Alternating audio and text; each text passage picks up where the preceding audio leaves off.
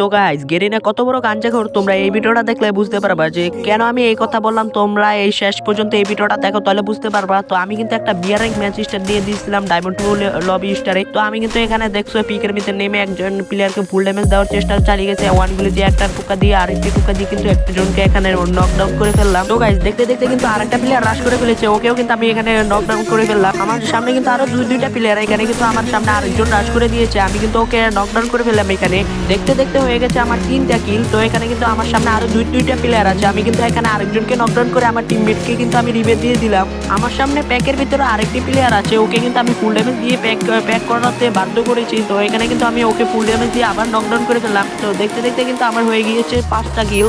এখানে কিন্তু আমাদের উপরে আরো দুইটা প্লেয়ার রাশ করে দিয়েছে, আমি কিন্তু এখানে একজনকে নকডাউন করে ফেলেছি।